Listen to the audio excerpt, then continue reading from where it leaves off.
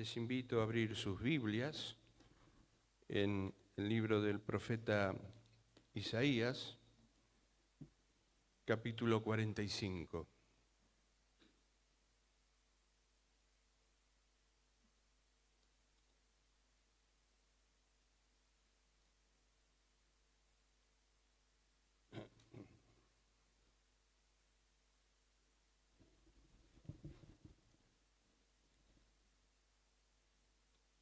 Isaías capítulo 45, versículos 22 y 23.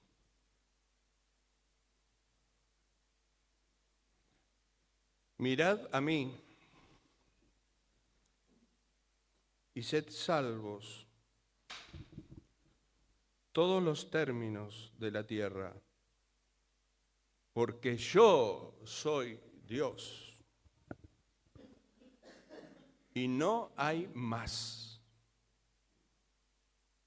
Por mí mismo hice juramento. De mi boca salió palabra de justicia. La escritura inspirada por Dios, soplada por Dios, por el aliento de Dios, de la boca de Dios. Y no será revocada, que a mí se doblará toda rodilla y jurará toda lengua. Vayamos a Filipenses capítulo 2.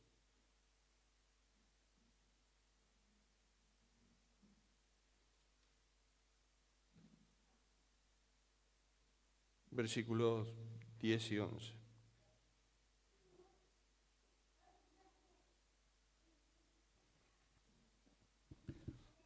Por lo cual,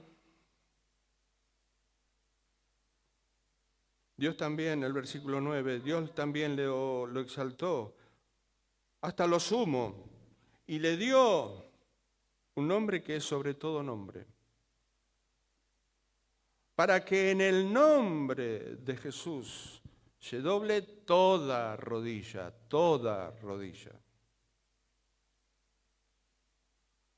Y si la Biblia dice toda, es toda. No, pero son los que están en la iglesia, los creyentes nomás. No.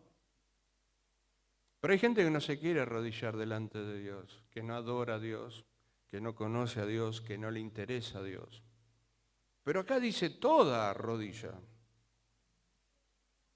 En el nombre de Jesús se doble toda rodilla de los que están en los cielos, en la tierra y debajo de la tierra.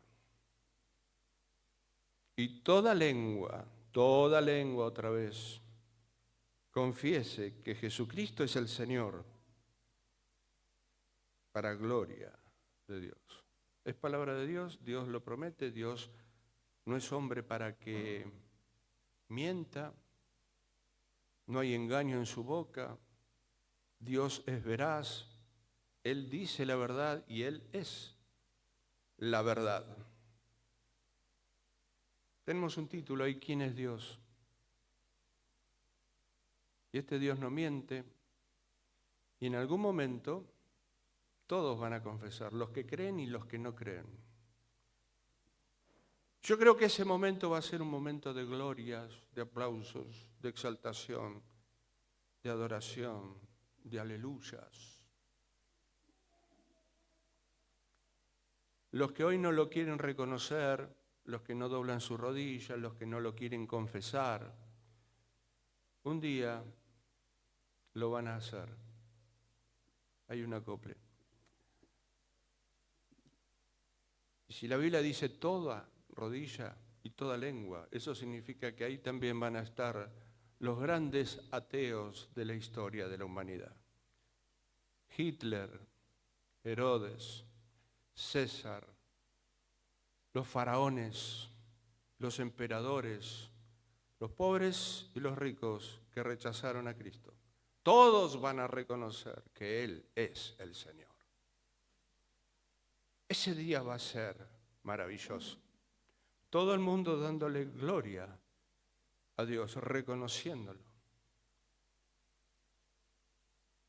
Hubo un hombre muy poderoso, el más poderoso de la tierra en su momento, el faraón de Egipto, el imperio más poderoso en su momento. Moisés, encargado de una misión de parte de Dios, le fue a decir: Jehová dice que dejes ir al pueblo de Israel. ¿Y saben cuál fue la tremenda respuesta de Faraón? Que es mucho de lo que pasa hoy en día, de los hombres caídos. ¿Quién es Jehová? Jehová dice que dejes ir al pueblo de Israel. ¿Quién es Jehová? ¿Quién es Dios? No me interesa Dios. No sé quién es Dios. No conozco a tu Dios. Y ellos se creían dioses. Acá el único Dios soy yo. Yo estoy sentado en el trono de mi corazón. Yo hago lo que quiero. Las personas no van a creer realmente en este Cristo maravilloso, en el Evangelio, hasta que no presentemos al Dios de la Biblia. Por una cultura, por una moda, por un evangelio humanista, estamos presentando muchas veces a un Dios que es un Dios bueno, bonito, un Dios alegre, divertido, de onda, un Dios que por supuesto nos ama y que tiene un plan maravilloso para nosotros. Pero está muy lejos del Dios que se presenta en la Biblia. El Dios que se presenta tanto en el Antiguo Testamento como en el Nuevo Testamento. ¿Quién es Dios? Nosotros usamos a veces un plan, le llamamos el plan de salvación, está en la mayoría de los folletos. Usamos un mensaje muy encapsulado, muy reducido, donde al pasar por ahí mencionamos algo de los atributos de Dios. Pero sabemos que el glorioso Evangelio es poder de Dios para salvación a todo aquel que cree. Poder de Dios, sí. La pregunta es, ¿qué Dios? ¿El Dios que presentamos, que está de moda, que es popular, o el Dios de la Biblia? Poder de Dios. Hasta que no presentemos realmente a este Dios que es fuego consumidor, la gente va a oír el Evangelio, les va a gustar, les vamos a hacer upa en sus pecados y van a seguir con sus vidas. Hasta que venga la tribulación, los golpes, y van a volverse atrás. Los afanes de este mundo hace que mucha gente se vuelva atrás, porque en realidad no conocieron al Dios eterno. Cuando se presentó a Moisés, él les dijo: yo soy el Dios de tus padres. Ya de entrada, Dios se manifestó a Moisés a través de un atributo tremendo que es la eternidad. El Dios de tus padres. Antes que vos nacieras, yo ya era el Dios de tus padres, Abraham, Isaac, Jacob. Quita el calzado de tus pies, tierra santa. La santidad de Dios. Otro atributo de Dios. Y a partir de empezar a conocer a Dios, Moisés cumplió su misión. Es conocer a Dios y después empezar a servirle en las obras que Dios ya tenía preparadas de antemano para los que son salvos. No es que hacemos obras para ser salvos, sino que somos salvos y manifestamos esta evidencia de las obras. Manifestamos los frutos dignos de arrepentimiento, si no simplemente es pura religión. Así que es importante presentar a Dios en nuestro evangelismo. Nuestros folletos muchas veces dicen, ¿vos sos pecador? Sí. Bueno, muy bien, ya se reconoció pecador. Vamos al siguiente punto. ¿Querés ir al cielo? Sí, ¿quién no quiere ir al cielo? Bueno, siguiente punto. Haz esta oración conmigo. Repetí la oración. Yo te voy a guiar en una oración. ¿Hiciste la oración? Sí. Cantidades de personas hicieron la oración. Pero una cosa es hacer la oración, vivir una vida religiosa, y otra cosa es seguir a Dios de corazón, seguir a Cristo de todo corazón. Hay un abismo de diferencia en ese tema. Seguir a Cristo es otra cosa, al Cristo verdadero, lleno de poder, de gloria. Así que Moisés conoció a Dios, empezó a conocerlo porque Dios es infinito, y fue a hacer la misión, las obras que Dios tenía preparadas para él. Y Dios tiene preparadas obras para cada uno de nosotros, y en esas obras nos tenemos que mover hoy, ¿sí? Pero no para ser salvos, sino porque somos salvos, ¿sí? No estoy hablando de salvación por obras, eso sería una herejía. La salvación es por gracia, por medio de la fe. Así que bueno, hay una falencia en nuestros sistemas de evangelismo. Y eso trajo una consecuencia, un evangelio barato, gente que se cree que salva, gente convencida, pero no convertida. De eso está lleno en este tiempo. Todo el tiempo nos encontramos con gente que dice, yo iba a la iglesia. Yo cuando era niño, mi abuelo, mi abuela me llevaban a la iglesia. Yo me congregaba. Yo acepté a Cristo. Yo también soy creyente. Pero hoy, ¿estás siguiendo a Cristo? Porque el diablo y los demonios también son creyentes, pero no tienen esa fe para salvación. En realidad todos son creyentes, pero otra cosa es seguir a Cristo. Jehová dice que dejes ir a mi pueblo. ¿Quién es Jehová? ¿De dónde salió? Hay un descubrimiento arqueológico de este último faraón que había escrito en un cartel en piedra que decía, si Jehová es Dios, que venga acá, que venga y muestre por las obras su deidad.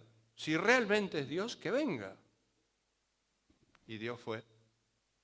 Y Dios les mostró su gloria, su poder. Mucha gente dice, si Dios existe, que venga acá, que haga un milagro. Algunos le dicen que manifieste su poder, que me sane. ¿Dónde está Dios? Hay otro pasaje en Éxodo que nos muestra de ese encuentro de Moisés con Faraón, o sea, la respuesta de Faraón. Éxodo 5, 1 al 2.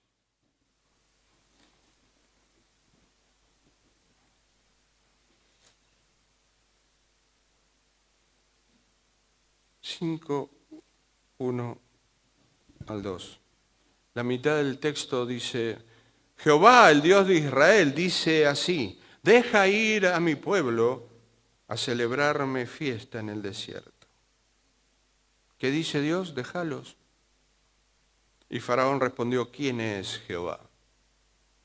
Para que yo oiga su voz y deje ir a Israel. Yo no conozco a Jehová, ni tampoco dejaré ir a Israel. ¿Quién es Jehová? ¿De dónde salió? Nunca escuché de él.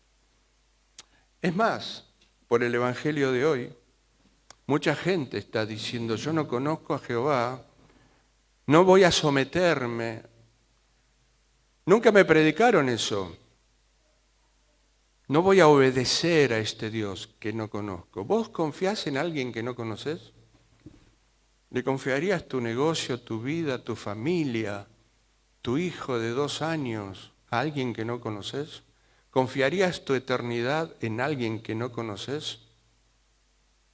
No conozco a Jehová. Es de vital importancia presentar a este Dios, por lo menos empezar a presentarlo en sus atributos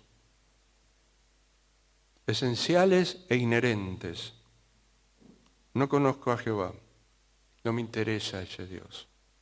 Bueno, esa es la respuesta de mucha gente, o tal vez de la mayoría de los hombres caídos en el día de hoy. No me interesa a Dios, no conozco a Dios. Y si encima le presentamos un Dios que solamente tiene amor para darte, Dios te ama. Dios tiene un plan maravilloso para tu vida. Y si escuchás a un cantante que se llama Marcos Witt, vas a escuchar que él predica y dice que Dios es un Dios divertido, un Dios alegre, un Dios de onda. Y de repente la Escritura, inspirada por Dios, habla de un Dios eterno, santo, un Dios de ira también, un Dios justo, recto, que no tolera el pecado. Dice, no conozco a ese Dios, no me interesa ese Dios. A mí me hablaron de un Dios que me ama, que es lo que yo quería. A mí me hablaron de un Dios que tiene muy buena onda conmigo, divertido. Esa es la clase de Dios que a mí me gusta. Está muy lejos, a veces estas prédicas tan humanistas, de presentar a un Dios al cual hay que temer y obedecer. Está muy lejos. Un Dios que tiene un plan maravilloso para mí. Deja ir a mi pueblo, pero yo no lo voy a obedecer.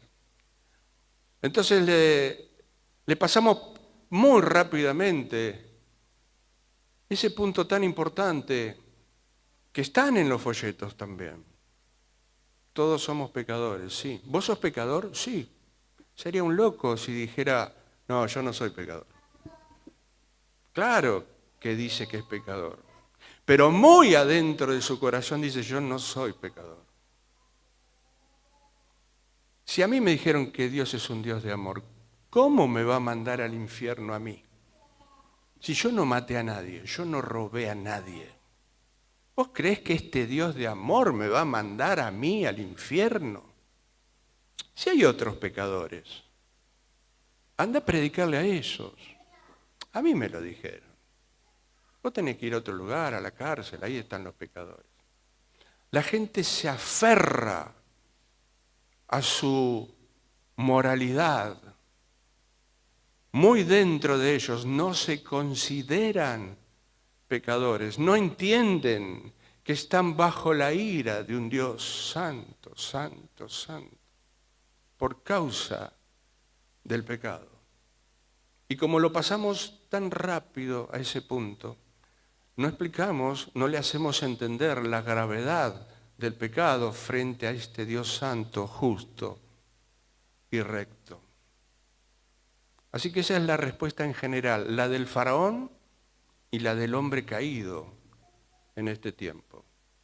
Soy pecador de la boca para afuera, pero muy dentro de ellos saben y creen que no son pecadores, que no van a ir al infierno.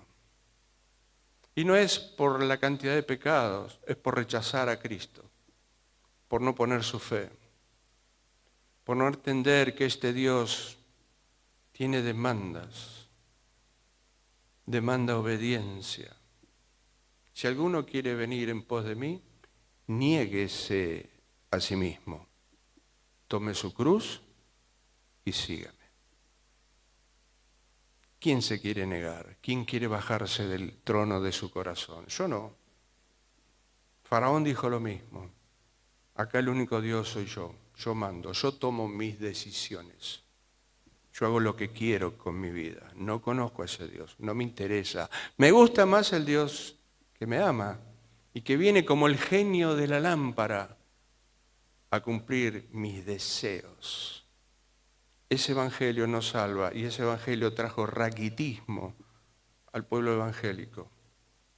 Creyentes de cristal, creyentes de algodón, que no están dispuestos a morir.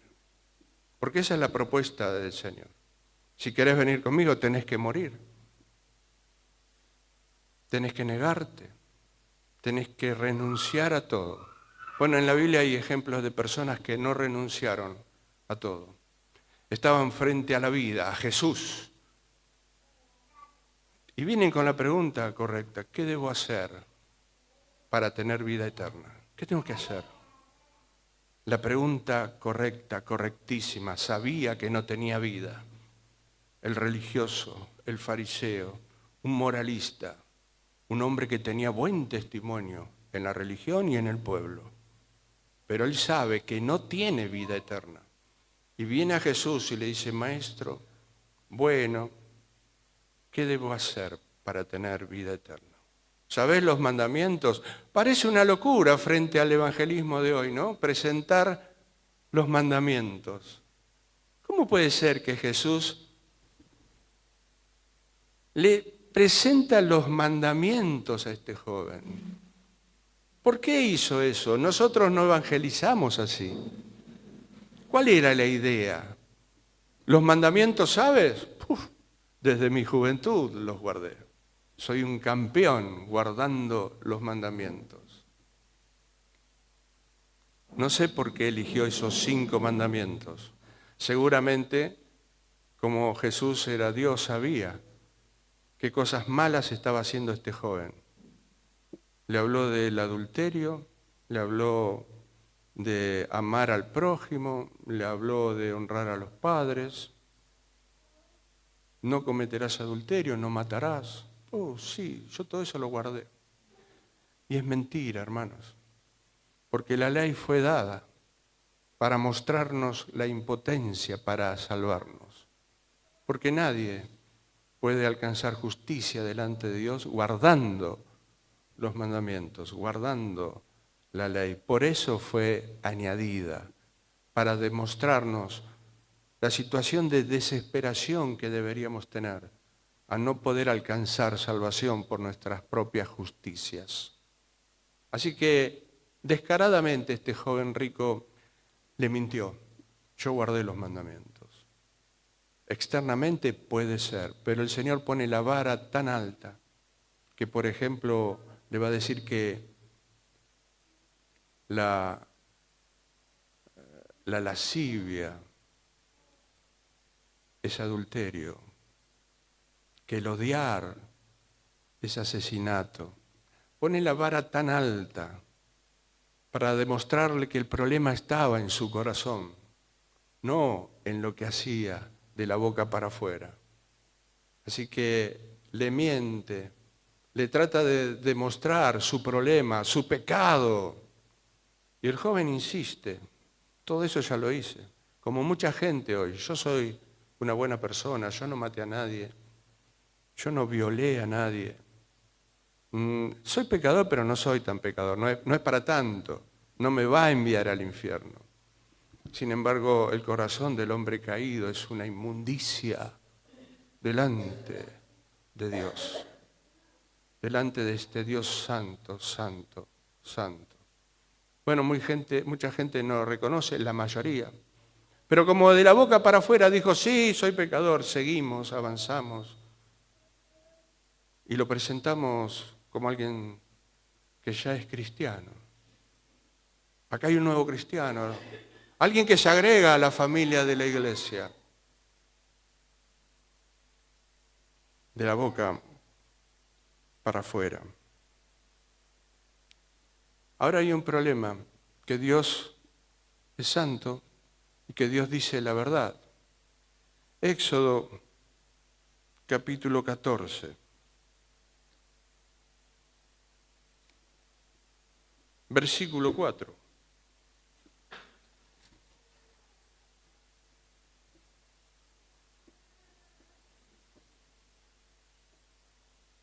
La mitad del texto dice: y seré glorificado en Faraón y en todo su ejército.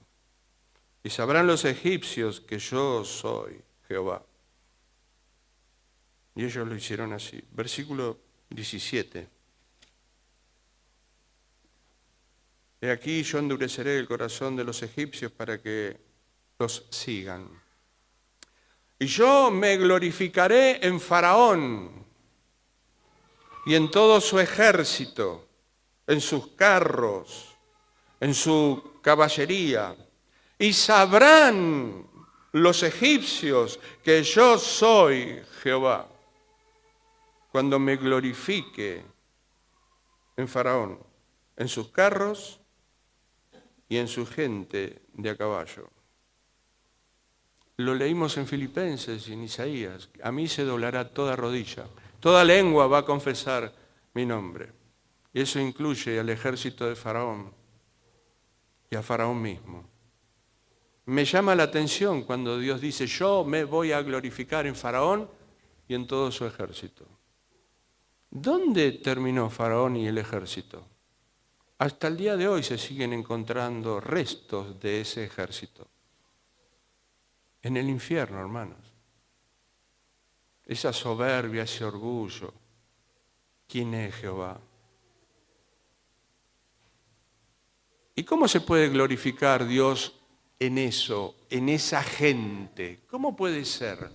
Porque siempre pensamos, bueno, nosotros los creyentes, los hijos de Dios, en la iglesia alabamos, glorificamos a Dios, conocemos a Dios, que Dios es infinito y empezamos en realidad a conocer a Dios. ¿Cómo puede ser que Dios se glorifique en Faraón, en gente pagana que le dio la espalda? ¿Dónde están? En el infierno. Pero no están diciendo estoy aquí porque fui rechazado por Dios. La gente que está en el infierno también está glorificando a Dios. ¿Por qué? Porque ellos saben que están allí porque Dios es santo, porque Dios es justo. Ninguno en el infierno está diciendo, Dios fue injusto conmigo. Yo estoy acá porque Dios me rechazó por un pecadito inofensivo, una mentirita piadosa y estoy en el infierno. Ninguno está diciendo eso. Estoy acá porque Dios es justo. Estoy acá porque Dios es santo. Estoy acá porque no me arrepentí de mis pecados. Eso es glorificar a Dios, hermanos. Y Él lo promete en su palabra. Yo me voy a glorificar en ellos. Yo seré glorificado en gente que incluso está en el infierno. Entonces hay dos opciones. O lo glorificás acá, pones tu fe en Jesucristo, conoces a Dios, al verdadero Dios, o lo vas a hacer allá en el infierno. Bueno, de infierno mucho no se habla en este evangelio tan humanista. No se habla de la santidad de Dios, la eternidad de Dios. Que Dios es fuego consumidor y horrenda cosa es caer en manos del Dios vivo. No voy a temer a Dios, no voy a someterme a Dios, no me interesa Dios. Me gusta el Dios que me ama y que cumple mis deseos. El evangelio de la autorrealización. Dios viene para darte cosas, para ayudarte a cumplir tus metas. Jesús no murió en la cruz para satisfacer nuestros problemas emocionales o psicológicos, para arreglar mi matrimonio, para sacarme del vicio. Murió en la cruz para limpiarme de todos mis pecados.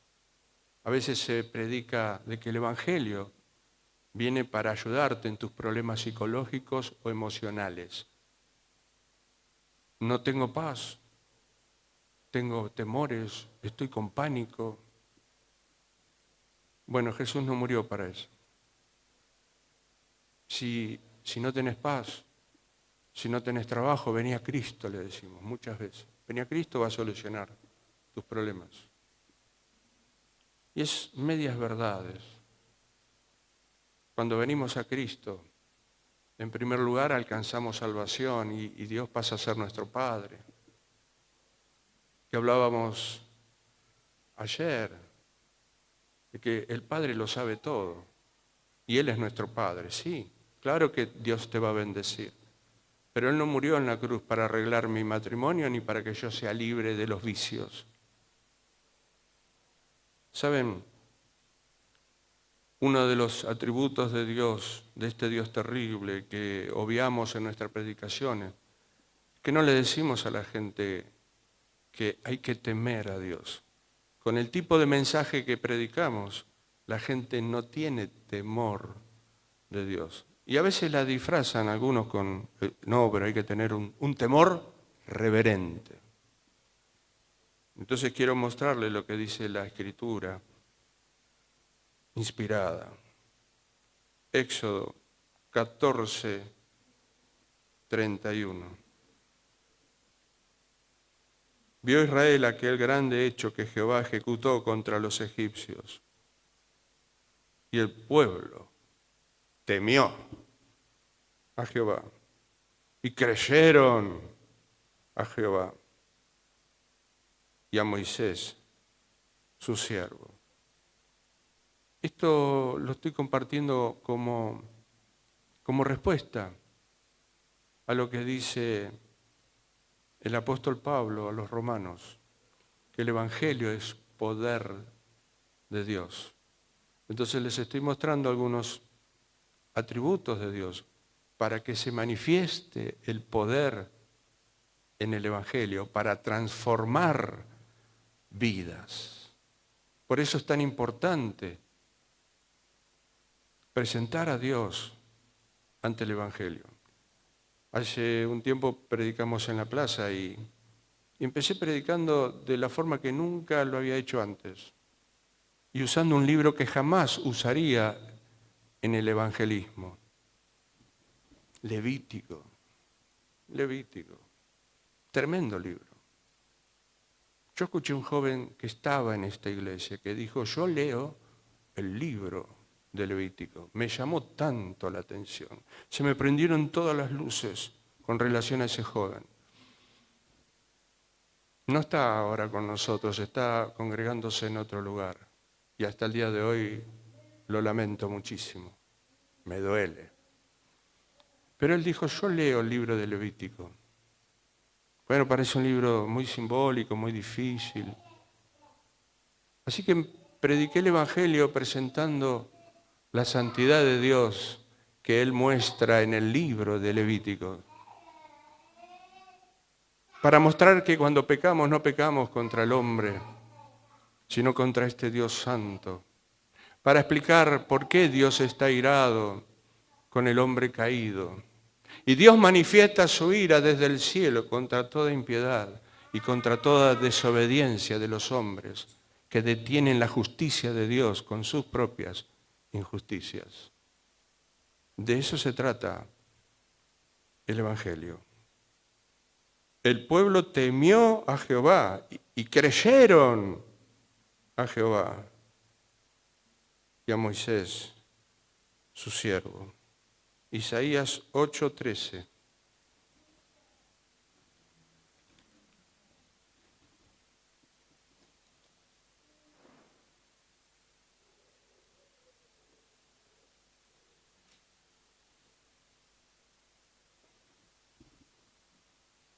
Esto es lo que Dios demanda de su pueblo. A Jehová de los ejércitos, a Él santificad.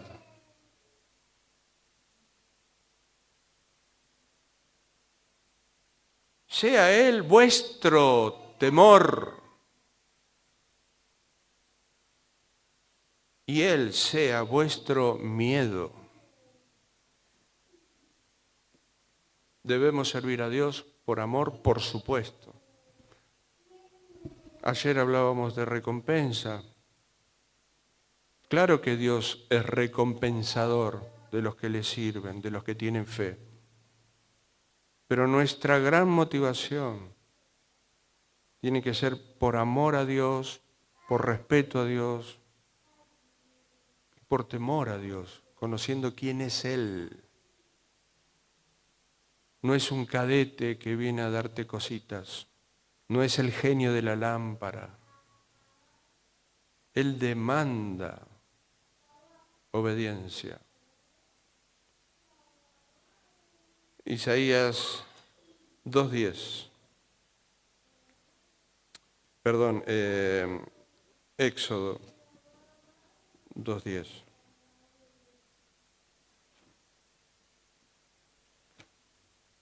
Este es un mensaje atípico, ¿verdad?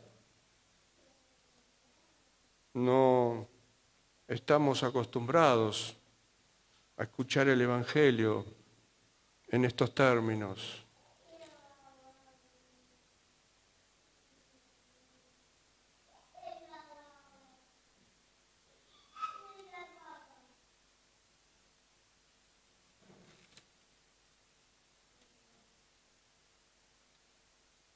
Éxodo.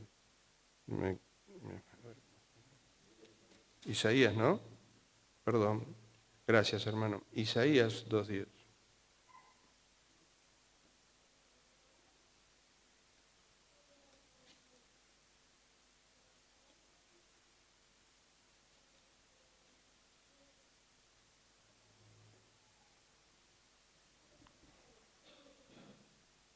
Isaías 2:10 dice, métete en la peña, escóndete en el polvo de la presencia temible de Jehová y del resplandor de su majestad. 17.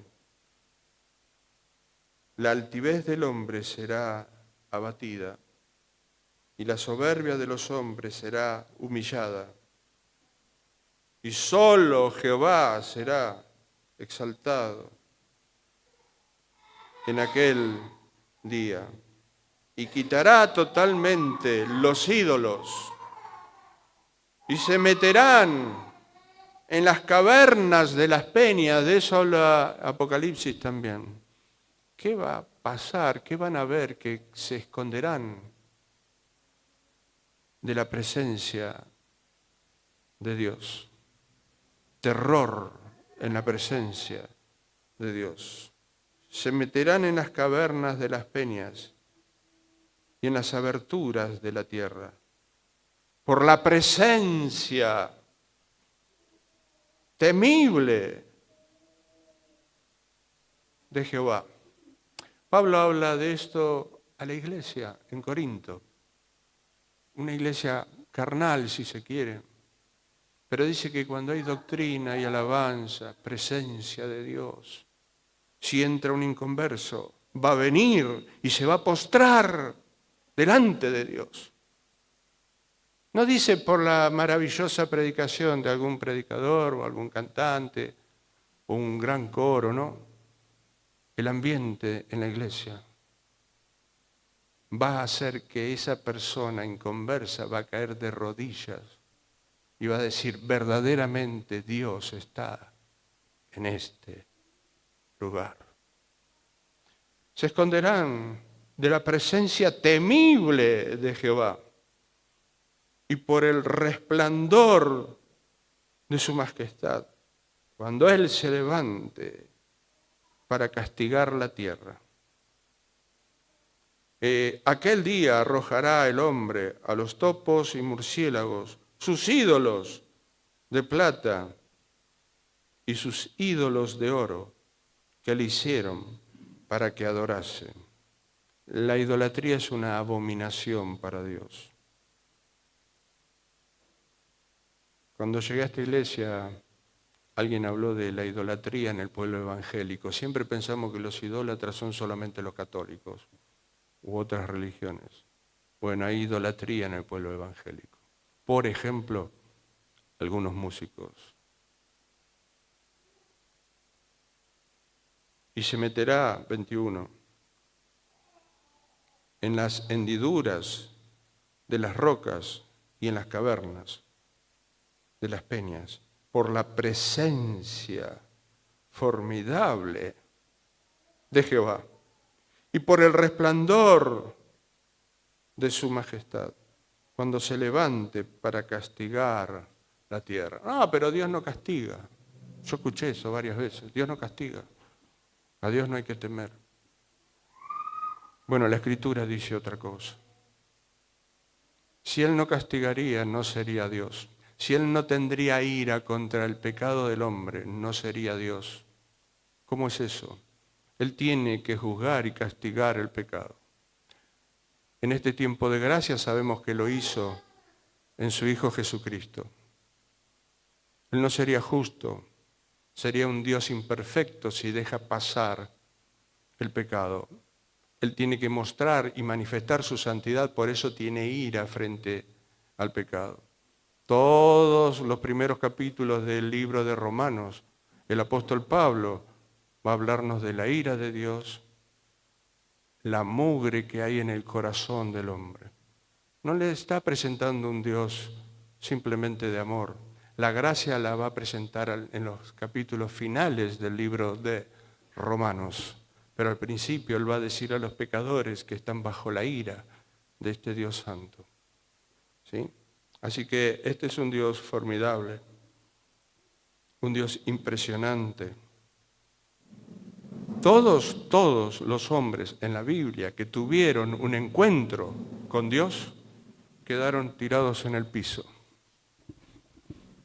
Daniel, cuando vio la majestad de Dios, cayó como muerto.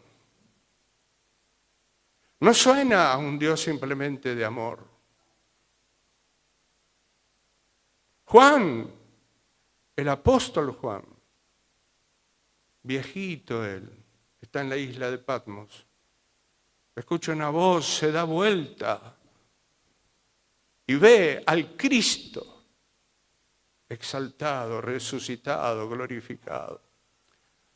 Cuando lo vi, caí como muerto. No suena a un Dios de onda que viene a cumplir mis deseos. Isaías, apártate de mí porque me voy a morir. Yo he visto al Rey y soy pecador, temor.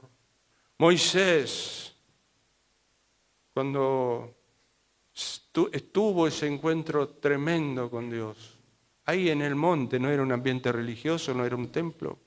El monte de Dios en realidad es un monte, es un baldío, desierto, horrible, pero es el monte de Dios, es el monte Horeb. Ese es el monte de Dios. Ahí Dios se le presentó a Moisés. Y Moisés tuvo miedo, cubrió su rostro, miedo. Pedro, cuando manifestó su gloria, el Señor le dijo, apártate de mí que soy hombre, pecador. Frente a la santidad, la majestad de Dios, se revela nuestra mugre, nuestra inmundicia, nuestro corazón pecaminoso. Pero no soy tan malo. No hay bueno ni siquiera uno, no hay justo. Todos a una se desviaron. Todos somos por naturaleza aborrecedores de Dios. No hay justo ni aun uno. Derramadores de sangre. Pero yo no maté a nadie. Pero ¿cuántas veces levantaste tu voz frente al aborto? Si yo no digo nada, soy cómplice. Soy participante de ese derramamiento de sangre. Y es una de las 7 cosas que Dios aborrece. Los que son derramadores de sangre. Pero yo no lo hice. Pero te callaste, sos cómplice. Y encima algunos creyentes votan gobiernos aborteros. Yo no voy a decirte a quién tenés que votar, pero sí te voy a decir a quién no tenés que votar. Gobiernos lo más cerca o parecido a principios bíblicos, principios de Dios. No existe el gobierno perfecto. ¿Sí? Jeremías 5, 21 y 22.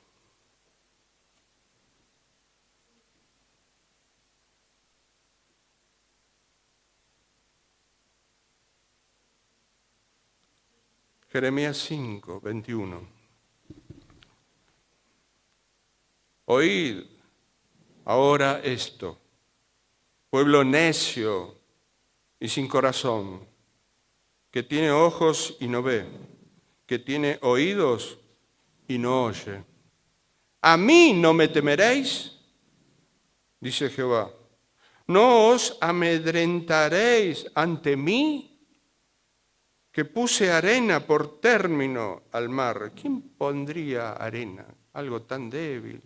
Le tirás a alguien un puñado de arena y no le haces nada. Pero Él es tan Dios que detiene los límites del mar con arena. Por ordenación eterna, la cual no quebrantará, se levantarán tempestades, mas no prevalecerán. Bramarán sus ondas, mas no pasarán. No obstante, este pueblo tiene corazón falso y rebelde. Se apartaron y se fueron. Apocalipsis 6.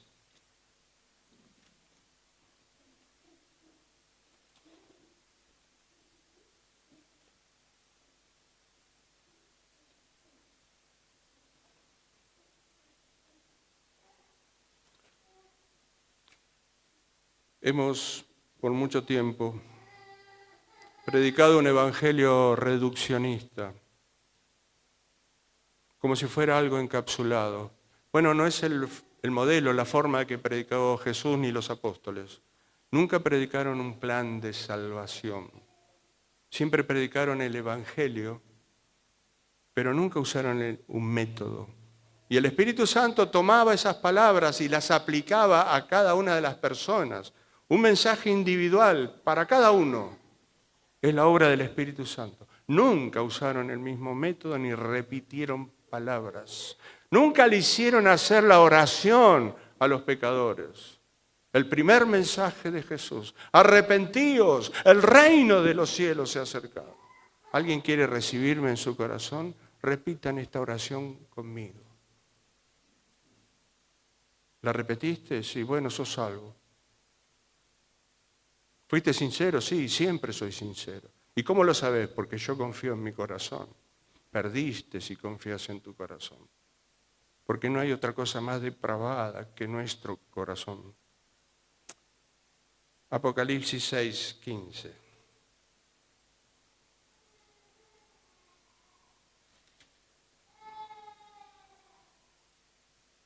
Y los reyes de la tierra y los grandes, los ricos, los capitanes, los poderosos, todo siervo y todo libre, se escondieron en las cuevas y entre las peñas de los montes. Y decían a los montes y a las peñas: caed sobre nosotros y escondednos.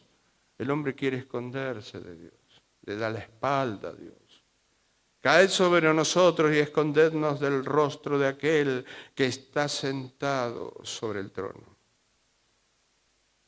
Este es el Evangelio, el Cristo glorioso, ante el cual se va a doblar toda rodilla de los que están en el cielo y en la tierra y debajo de la tierra.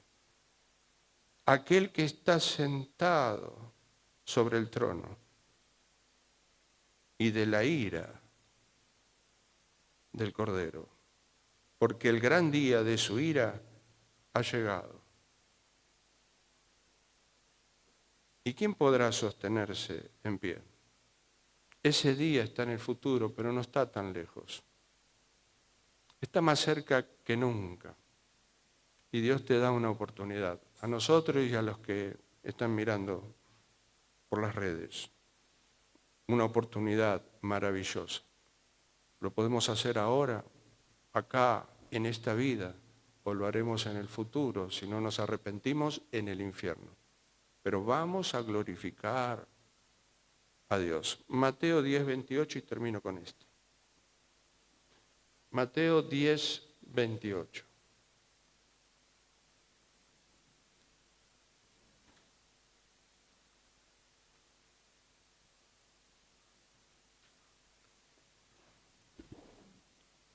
No, pero Dios no castiga, ¿cómo vamos a temer a Dios? No temáis, a los que matan el cuerpo. Es Jesús mismo diciendo estas palabras. No temáis al COVID, no temáis la inseguridad. No vas a morir ni un minuto antes de lo que Dios ya tiene establecido para vos. No teman. Recién el himno que cantamos, no temo a la muerte. Los hijos de Dios, los que tuvieron un encuentro con el Señor, no tienen miedo de la muerte. No temáis a los que matan el cuerpo, mas el alma no pueden matar. ¿A quién hay que temer? Temed más bien a aquel que puede destruir el alma y el cuerpo en el infierno. ¿Hay que temer entonces? Acá está más que claro. Hay que amar, sí.